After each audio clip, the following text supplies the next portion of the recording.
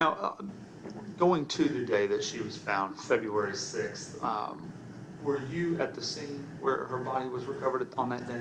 No, I was actually at a different scene. Okay. In an unrelated case? Yes. Okay, so And you were, heard the call come out. now, when were you first alerted that the possibility that the remains might be those of Susana?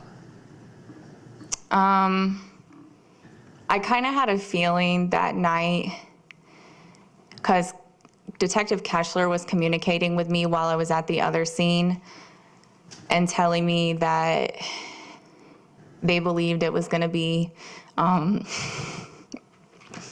sorry, a Hispanic teenage girl, and then the time frame that they estimated that she had been gone. It all lined up. Even though the distance was kind of far, I really was hoping it wasn't her. Even though, like Dr. Terry, I mentioned that to her when Dr. Terry actually came to the scene I was at after she left the scene where Susana was located and was reviewing the records. I told Dr. Terry, I was like, I don't want it to be her. And, she said, well, then it's somebody else. But I had a feeling that night it was going to be her. And then the next morning when they went back out there,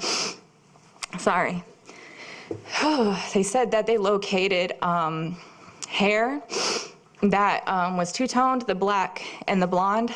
Sorry. Whew. I really didn't want it to be her. And that it was curly, and I knew that was consistent with Susana's hair. And they had also located fingernails with black nail polish on it. And they sent me some pictures of it, and it was chipped black nail polish. And I knew from reviewing social media posts that Alyssa and Kelly made the day that she was killed, that she had chipped black nail polish. Ultimately, once you obtained those dental records, the updated dental records, did you provide those to Dr. Terry? Yes. Okay. As the lead detective, have you reviewed everyone's reports in this case? Yes. Did you review the medical examiner's report and all of the personnel from CSI and the medical examiner's office that were out there? Yes. Are you aware of any clothing ever being found with or near Susana's body where it was located? No. Have you ever, in your experience as a police officer or a detective, have you ever heard of any case involving the Bryant Police Department where a teenager's naked body was found in the woods and it was not a homicide? Objection, Your Honor. That's not relevant. What may or may not have happened in another case. Your Honor, I believe that based on the circumstances of this case, the defense in this case, the conclusions that the defense is attempting to obtain, that this is happenstance or it's an accident, I think Detective Carter's expert opinion on her experience as a police officer is relevant in this context. I do too. I'm going to overrule the objection. No, I have not. Have you ever heard of finding anybody who overdosed naked in the woods? No. At some point, let me ask you, once you had the confirmation from Dr. Terry, what did you do next in the investigation at that point? Once you knew it was her, what steps did you take in order to try and figure out what had happened? Well, next I made contact with her family and gave the notification. But when they did the grid search out there, I was advised that they located the firearm that had been reported stolen hours after she was killed. I reviewed that report and began looking into Miles Bryant, who reported the gun stolen. I learned that he was an officer with Doraville Police Department. It's definitely concerned me pretty much immediately. I then reviewed the body cam from when the gun was taken.